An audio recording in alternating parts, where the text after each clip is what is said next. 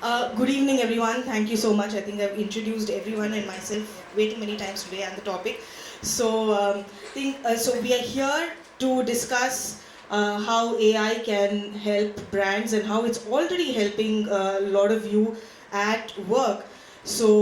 I think just to set a little context of how this conversation will go ahead.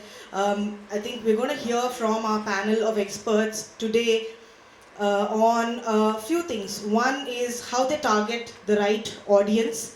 AI can identify target potential customers based on demographics, interests, online behavior. So there's targeting the right audience. Personalizing content, I think personalizing at scale is something that AI comes in handy for. So this can be done to analyze customer data, identifying preferences, what have you, right? And finally measuring ROI, because what's a campaign without ROI, right? And so while I have shortened a lot of this, I had a lot written up here, and my team and I were reporters, so we live in daily existential crisis of ChatGPT writing a lot of content, and it did this for me. But it's clear that you need a little bit of human intervention to keep it short, to keep it snappy.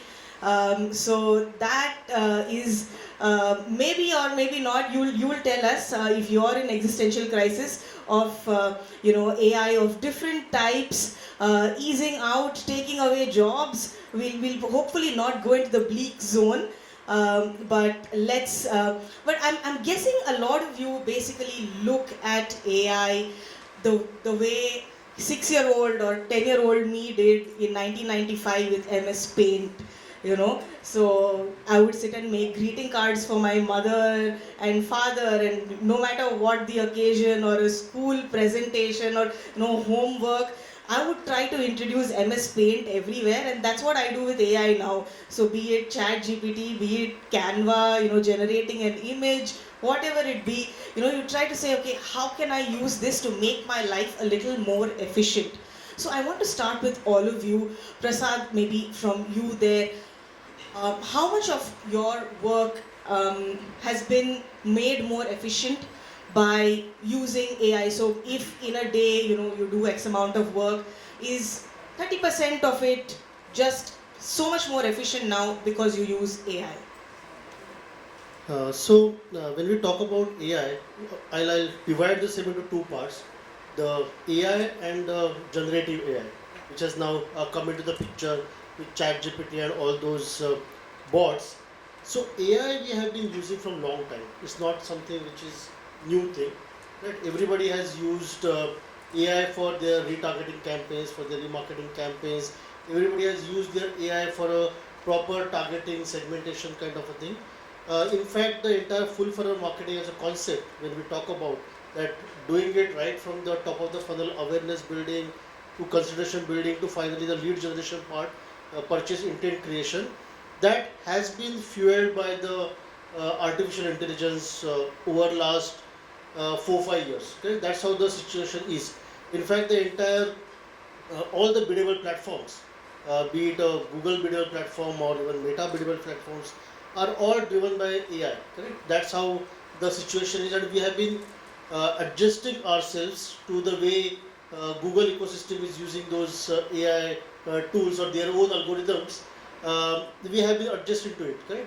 Even from the search engine optimization, we have been adjusting to how their algorithms are working. So algorithms were there earlier, we are using it. The only new twist which has happened now is the power of computing, which has gone into all these models or algorithms. That has completely changed. And with ChatGPT coming in and with all those things, how I look at it, 50% of today's work, what we do, involves some sort of AI. Whether it is part of the predictive analysis, what we do in terms of understanding which product to be shown to what type of customer, or predictive analysis we do in terms of identifying the next best product for the customers. That's very interesting. So we have all those things into it. The only thing which has got added now is as a part of fraud detection. All our online journey, life insurance as an industry needs to manage the risk well. Okay? It's all about the risk management as an industry. So if I cannot detect fraud as a part of my process or as a part of my purchase journey, then it becomes very difficult. So now let's assume for online where I'm not seeing the consumer in front of me and somebody is buying on the internet, I need to ensure that that person is alive. Got it. Somebody who is We'll come to the fraud detection part.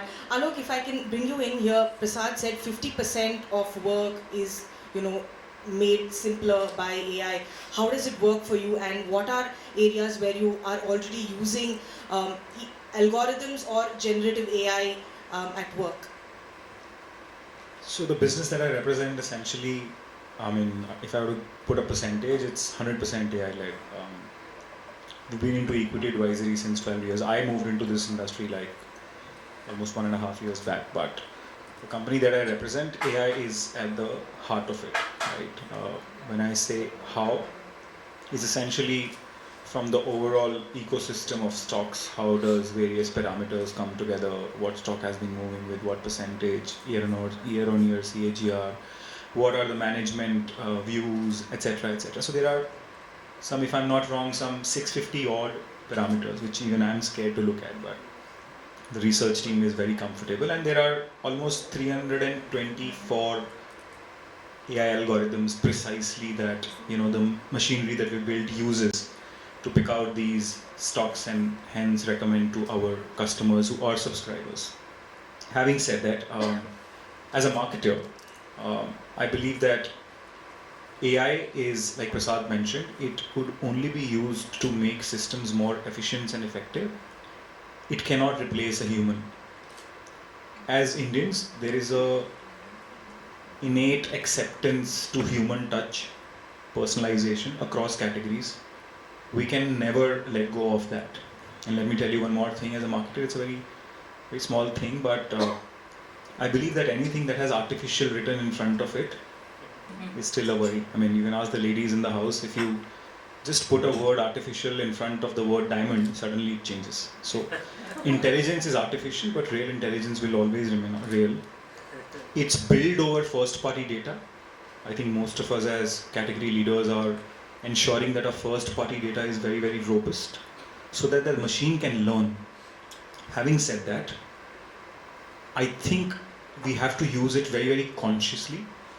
And we have, as marketeers, we need to be aware that a machine is a machine. I was listening to Sundar Pichai some days back, a recording of his, when they were developing Bard. For majority of the queries, Bard had the right probabilistic answer. One that AI can never be deterministic, it is still probabilistic. But even Bard started hallucinating. Hallucinations is say a byproduct of the AI usage that can happen across categories. Meaning of hallucination is as simple as that it will tell you something that never existed and that will never exist. System hallucinates. Like maybe some humans could have hallucinated at some point in time in their lives. So I'm just saying that AI as technology will definitely expedite a lot of functions in our respective domains that we're trying to run around with, but it can never ever replace what a human brain can add more from a cultural fabric perspective, a category insight perspective, because at the end of the day, marketing is a mix of arts and sciences. So if you address the science part, the heart part still needs a heart. While a machine can of course keep your heart beating, but you need to have emotions. So net, I believe that AI is definitely going to revolutionize marketing further. He was spot on. Google, Facebook, everything is just built on AI. But that's first party data. What we should more bother on is that we should ensure that our first party data is very, very robust. We ask the customers the right questions. We have that data stored. Let the machines play, create more such quasi customers for you, and hence you flourish. Beautiful. Thank you so much. Anand, if you can come in here and tell us 50, 100, can't go beyond 100%. So where are you at with using AI and algorithms at work, and how do you use them? And what is this? So like Alok was saying, you need that human intervention. So where are the areas where the human intervention is used when you use AI? Okay, so look, I don't want to put a number to it as such because I will refrain from doing that.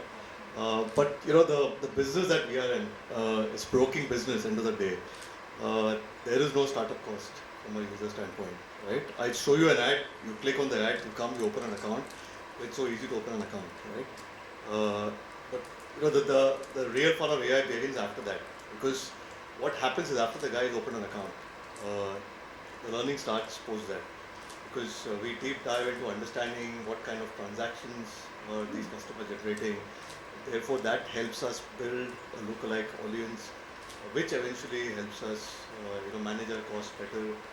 So I think that it starts right from the time you want to start, start your targeting campaign, right? That is where AI really begins, as far as we are concerned.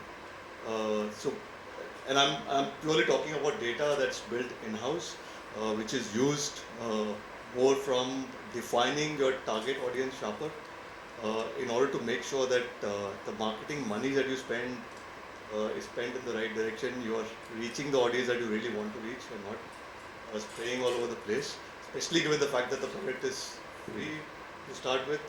Everybody just wants to come and experiment. So that's one part of it. The second part of it is also about using this after the customers come on board, right? Now, before I actually start nudging a customer, I need to understand how do I nudge this customer? What sort of medium works for them? Now, all that is based on a base data, which is something that comes out of our, Adobe marketing system, right? That will basically help us understand what kind of communication medium works for which particular customer. So that is the second part of where we use AI. The third part is where organically we want to bring in customers. Now, what happens in our business, right?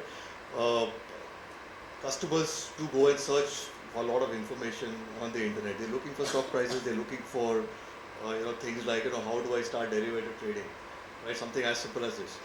Now, I think the effort is always going to be that how do I improve my ranking in that particular search result. That ranking is a function of the AI that Google bots run.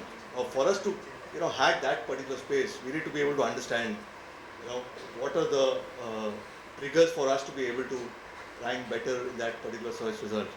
So that is one area where our whole space of using AI comes in. In fact, we use generative AI to some extent to curate some of those content pieces, but not wholly dependent on that, because that is where the handshake between tech and human really takes place. For us to be able to sharpen the content, to be able to help Google bots index us better and rank us better. So that is one part of it.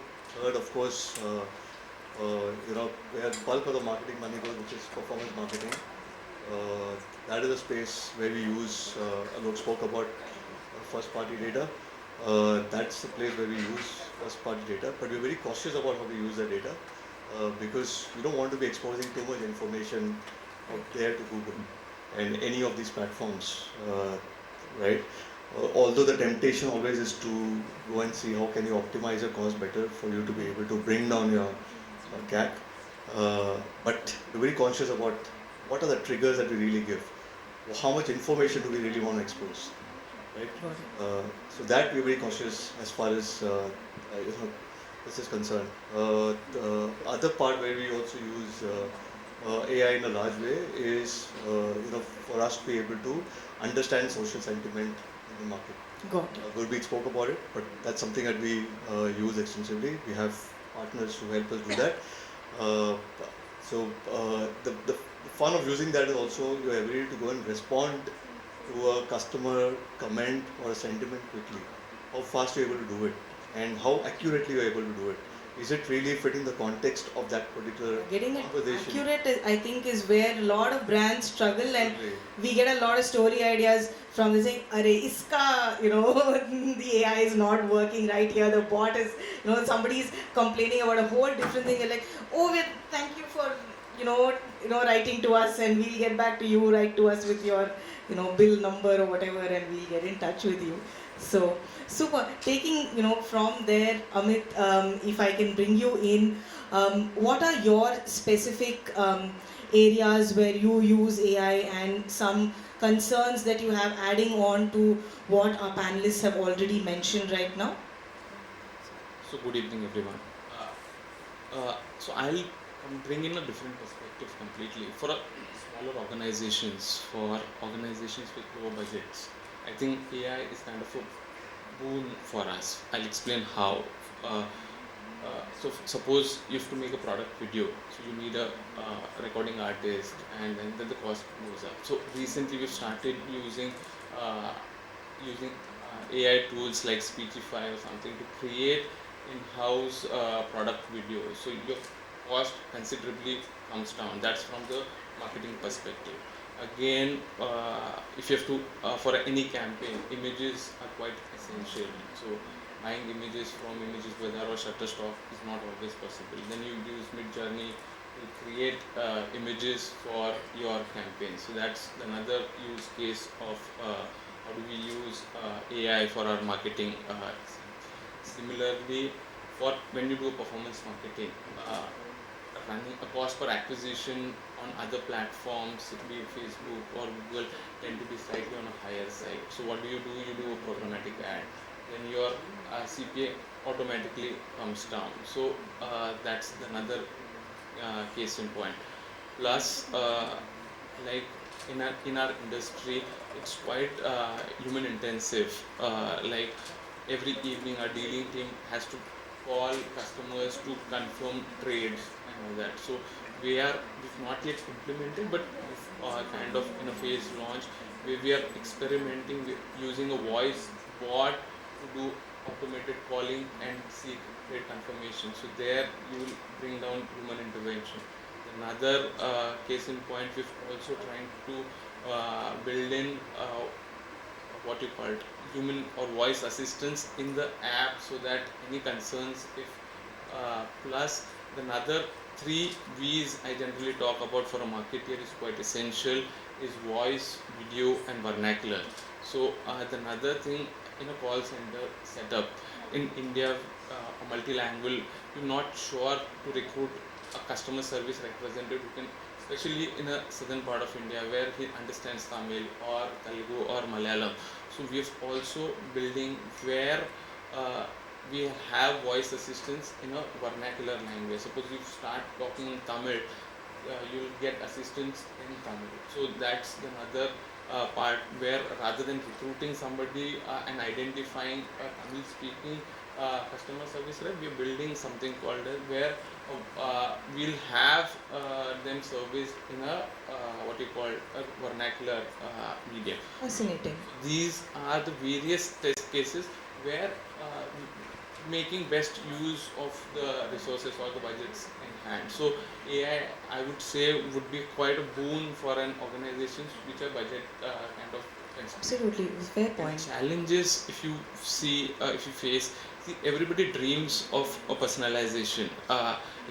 Everybody receives a WhatsApp message, but what's challenging in a BFSI industry is there's not a single one view of customers. So if I receive a message from one company, it will be Bhandare Amit Ashok or Amit Ashok Bhandare, or sometimes it's just Mr. Bhandare. So even in that case, because there's not a single view of a customer, so a data lake or a CDP kind of platforms also becomes quite essential, where you have a unified view of a customer and you understand customers. Every department has the same access of customers. So if that comes in combined with AI, it would give. So right now, having one view of a single customer, understanding his entire transaction with the organization is challenge. So once that, we are in the process of addressing those issues as well, creating data lakes or CDPs, then marrying AI with these kind of platforms will really empower marketer as well as organization to leverage and give customers the desired personalized experience that they require or maybe Got it. the need of the hour. I understand. And the question I want to pose to all of you next is, you are all leaders in your organizations. So there is a lot of onus on you to learn about all of this first. And it's just like how, I said, I'm using ChatGPT like I used to use MS Paint, right? So you might be doing that on your own personal level, a lot of learning that's going on. But when an industry goes through a change like we are seeing right now with a new technology coming in, how do you make this trickle down all the way to the junior level in your organizations, so that, I mean, they are the ones who are executing. It's your idea maybe, but they are the ones who have to execute. So are you investing a lot in upskilling? What are the areas that you're focusing on from an AI point of view, from your team perspective? What is it that you want them to, I mean, if there's someone who wants to join the marketing fraternity now, what do they need to learn first from an AI point of view?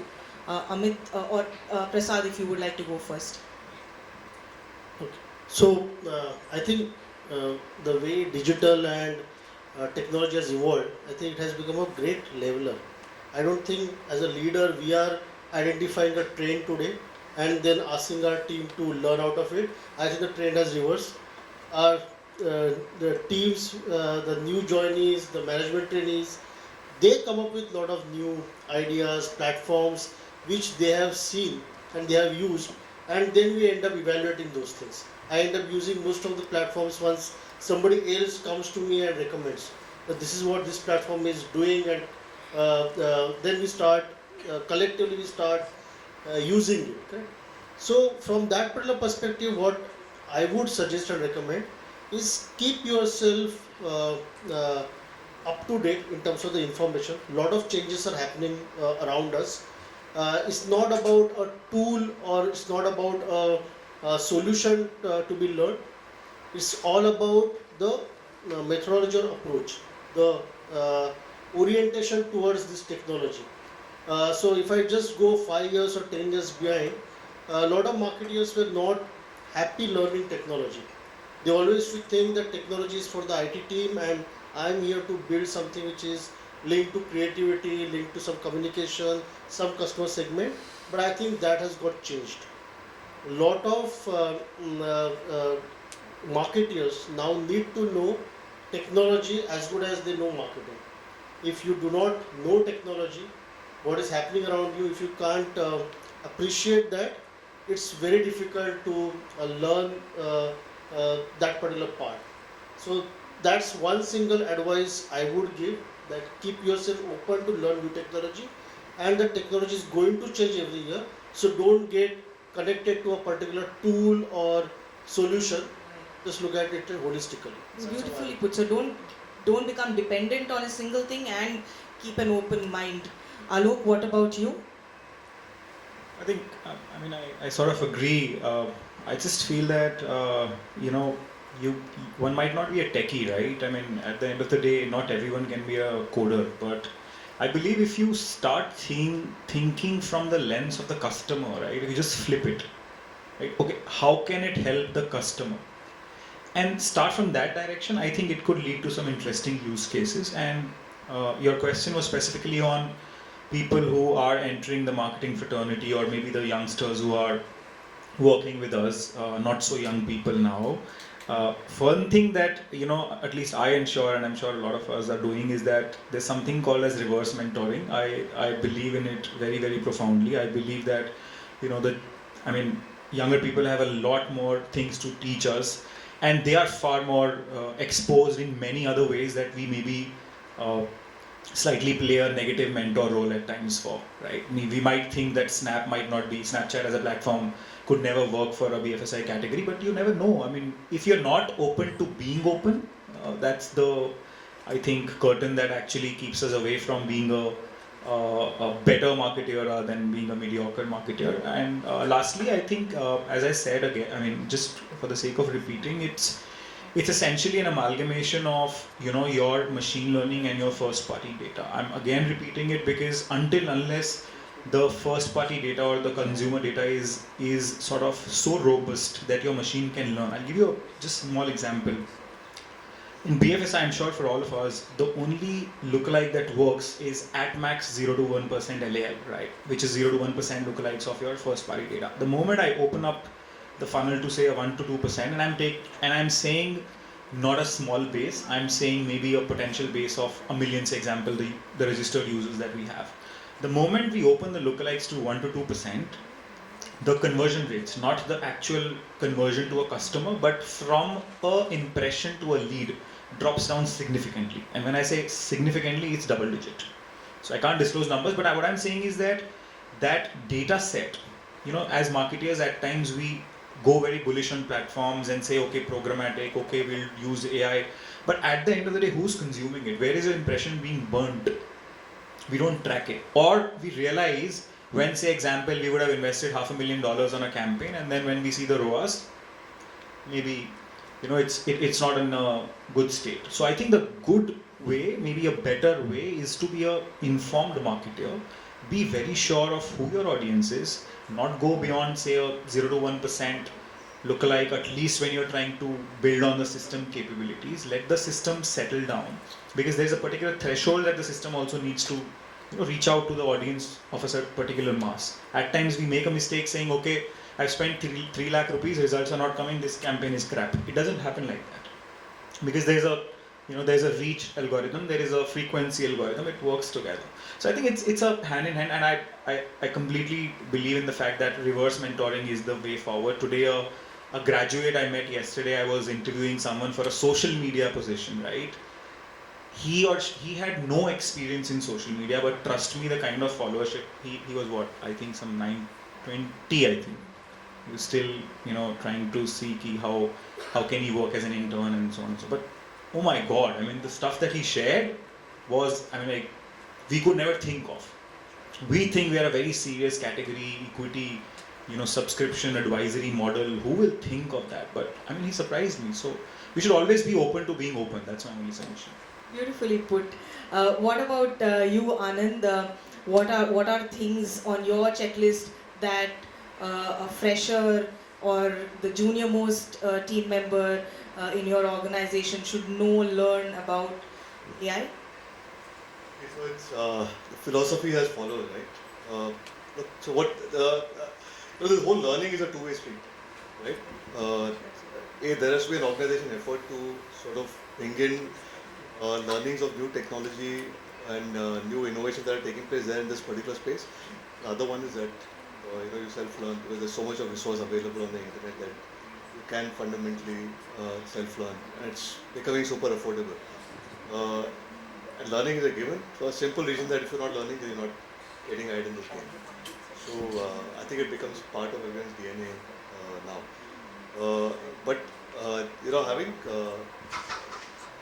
said that, I think other important thing is that I mentioned about organization strategy, right? I think this now starts becoming part of the culture of the organization, because if you're not investing in sort of upskilling people to sort of ride the new wave that's going to be coming in the area of marketing, then you're going to be left behind somewhere, right? Because marketing, the only constant change is only constant, like it or not, and therefore I think learning becomes an important part of what you do.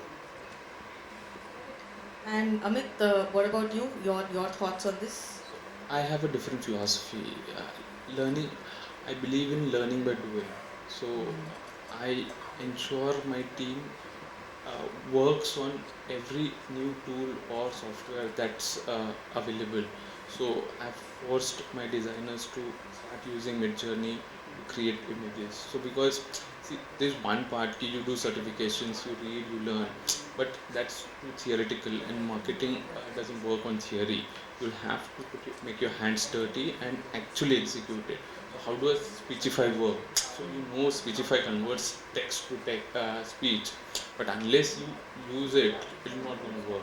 So I ensure. So my team structure is also quite fluid. Everybody in my team can do from content writing to social to performance marketing. Nice. So because unless you'll do a Google certification, but you may not know how do you run a campaign unless you actually run a campaign. So today, junior most of my team members attended what you call customer engagement and retention training at Touch Center Cruise today in the morning. So and now they'll have to work on those tools. So my philosophy is unless you do and execute, you won't learn. So whatever new, because the way a year ago almost nobody knew about ChatGPT and all that. So now you have to. So tomorrow, after Absolutely agree with months you. down the line, you may have something new. So unless they start using it and doing it, they're not going to learn. So I ensure whatever is new there, you do it. You fail, doesn't matter, but you'll have to try. So there's no running away from trying a new tool in my team. Absolutely, I agree with that philosophy so much. And a beautiful segue from there is how do you do Quora at your workplace? Hey, I did that well, right? so no, but seriously, I know that Prasad here uses Quora. So does Amit. So if you can tell us a little about how Quora is valuable to the work you do, how it functions, and maybe a little about if you could marry Quora with AI, the feature that was just presented to us. How would that work for you and make your life better? So again, I don't use anything which is paid format of Quora. I use the organic one. Suppose I look at it from the customer perspective. If customer is using the platform, then as a marketer I should be present there. Right? As Quora as a platform, what is the philosophy? The philosophy is somebody has a question in mind, he will pose that question to the platform, and that person is expecting a human answer against it. So exactly the same the Google search also does, but it doesn't give a human answer. What it provides a content answer written by somebody somewhere. It just throws at you. What ChatGPT does, it again uses a lot of information is available, writes on its own and presents it. Whereas in case of a human interaction, they share experiences, and that's where the platform gets differentiated. That when you are talking to from the customer's lens, the platform is all about sharing as a customer my experience, my knowledge, what my understanding about the topic. That's where it stands as a platform. Now, if customer is there, I will be there. How I use it, I predominantly respond. So let's say there's a topic or a question somebody has posted on Quora about life insurance, we do put in the answer against it. We believe that as a brand, Kotak Life as a brand, we have that authority about that as a topic, which customer will value to get that answer and everything. They might not get the experience per se of a real customer, but as a brand they do get it.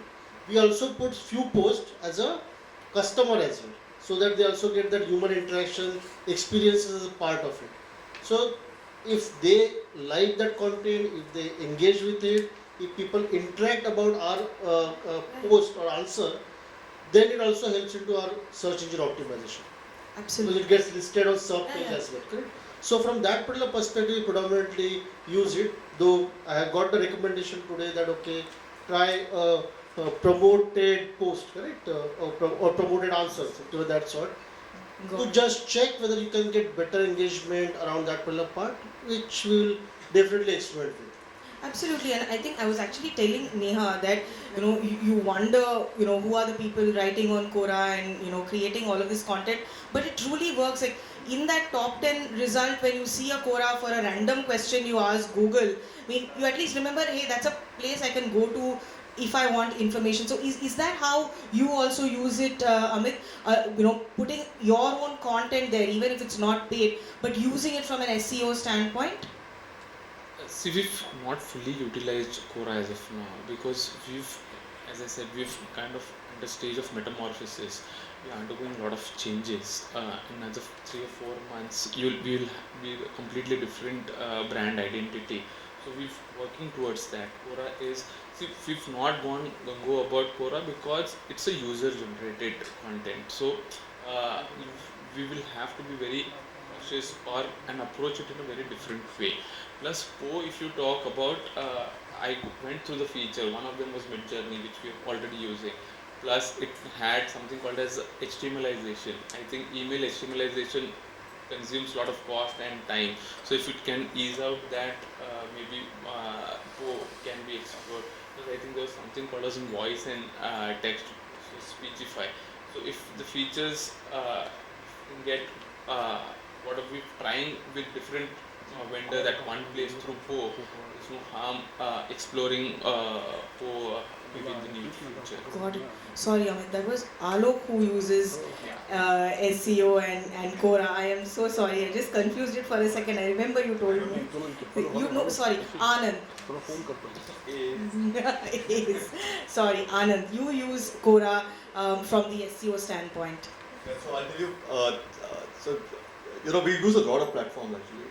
So the general philosophy inside the organization that we want to experiment everything there is out there, right? We put some amount of budget, we try to see how that works for us, and then we decide which is the direction we really want to swing. So as far as Quora is concerned, Quora is now slowly becoming an integral part of our SEO strategy. The reason is that I think the first and foremost reason is that it's a very high intent platform. Right? People who are coming in there are seriously looking for some sort of information. Right? And I believe that the best way to really convert a potential customer into a customer is to feed him with information which has a high amount of authority. Right? So the platform helps us build that and complements the SEO efforts that we do. Two also is the fact that it sort of also helps us pick areas where the customer is more receptive to what we're trying to Right. content strategies right and places where content is not working. I think it helps us do that. Three, it of course helps us increase page traffic onto our pages because we spend a lot of time and effort in building out financial content. So yes, Got it. that's Okay. how we use Quora. We haven't used Po yet, but yes, I think after this You have to now. I'll reach out to Priyanka and ask her to do a session for my team and understand this a little bit more in depth. I am sure. Alok, I want to ask you, they've spoken from the not paid perspective and how they're using it. But even if you don't use Quora, but you will have an understanding of how the promoted, answers part that is also there in Quora, how that might help other brands. Maybe, your marketer friends have told you how it works and how it's helped them. Is that something that would make sense for the BFSI category? I think definitely because one thing that he also mentioned is that the audience that coming to Quora is very, very high intent. So someone who's looking for an insurance product is maybe at the bottom of the funnel already, right? He's crossed that awareness and consideration state and looking at a precise answer like say maybe how do you help decide me against an insurance premium which is higher vis-a-vis which has more, say example, I don't know, features, etc. So one, high intent. Second, I think as a customer, right, Quora is a credible and authentic source of information. So we were discussing before this that there is a difference between facts and there is a difference between floating information. Especially in the current scheme of things, wherein the open internet, YouTube, Telegram, there is so much of information that we are not able to figure out what is true, what is false, what is right, what is wrong, and maybe people sitting in this room are far more intellectually rich to even take that decision, but 95% of the Indian diaspora doesn't understand. They still feel that YouTube pe jo dekh liya, that is news, or WhatsApp is news.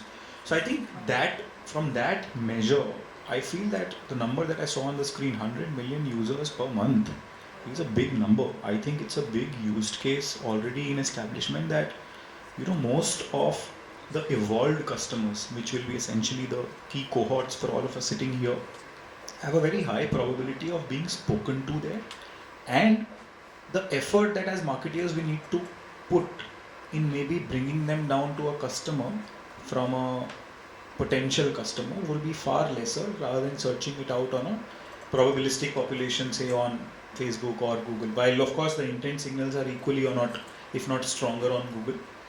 Having said that, this is where someone is asking.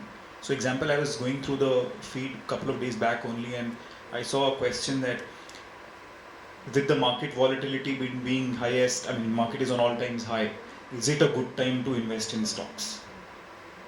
I mean, this question I'm sure 90% of the people sitting in the room will have in their minds. That's precisely the reason where we get scared. Ki nahi yaar, abhi to already high hai. But next year when we sit in this room, the same question will be there and we'll be in the same status quo.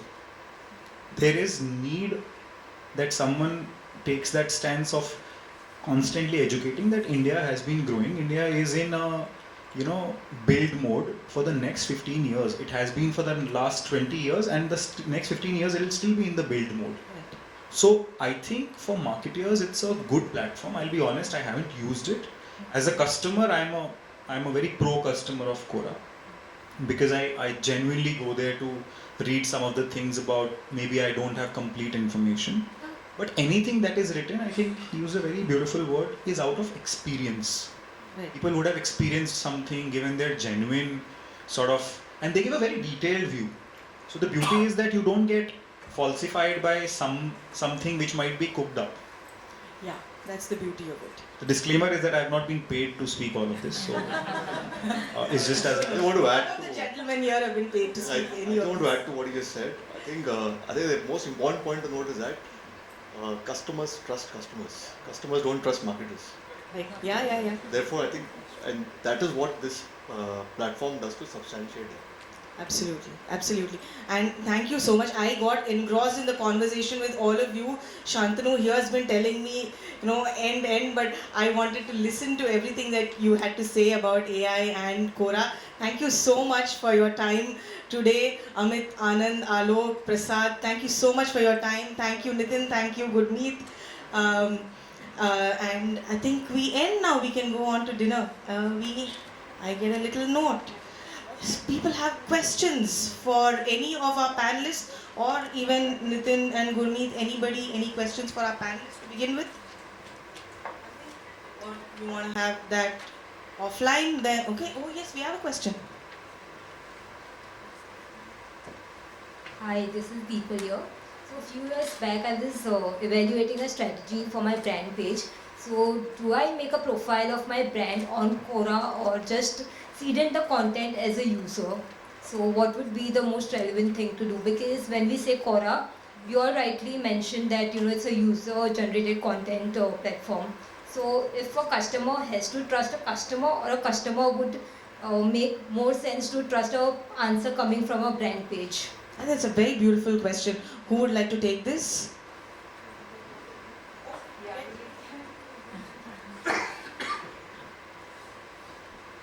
So, like you heard from the panelists, one is that users trust users. So that is scenario number one. Two, we've also heard that you want a confident brand voice. That on certain things people trust brands. For example, if there is a particular percentage scheme which is going to start on a brand, then you would trust the particular brand. Let's say Kotak is launching 7% FD scheme. Who would you trust? You would trust the brand who say that. So wherever there is certainty on a particular thing, yeah. So where there is fact-based, there people tend to believe the brand voice more. Wherever there is experience, like what we heard from the panelists, there you tend to trust users more. So that is the way you differentiate between the two. So brands at every point of time have different objectives. Sometimes you want to leverage experience and all of that, then you put your answers as a user, or you pick up an answer from a user on Quora and you promote that. But if you want to communicate something which is fact-based to your TG, then as a brand you should have a brand profile and write on that and promote that. That's what I would suggest. Any other questions in the room? No, they're all available right now after the panel discussion, so you can. People might ask questions. Yeah. Yeah, hi. So I just have a question for Po in terms of integrating our answers on Quora platform. So does Po have a strategy when it integrates the keywords into us? So suppose I give an answer on Po or Quora, and I want that to have integrated the particular keywords that are there related to that answer that I'm giving. Will it automatically integrate those keywords, or do I have to do that manually? Because honestly, I was trying, a colleague of mine tried integrating keywords through AI, which did not happen.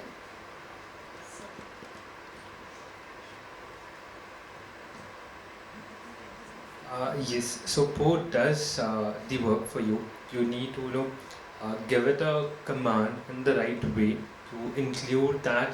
You don't have to code, right? So that's where Poe comes in. Unlike other things, you give the right instructions as to what and how you want to develop. Poe by themselves or the bot which is there, like an article bot which I spoke about.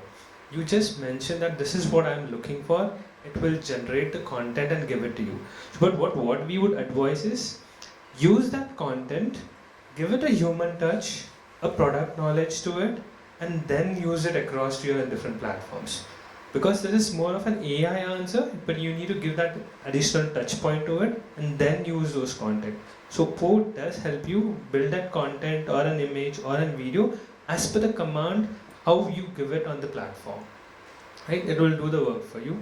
And there are a lot of bots which can help you do that. Thank you.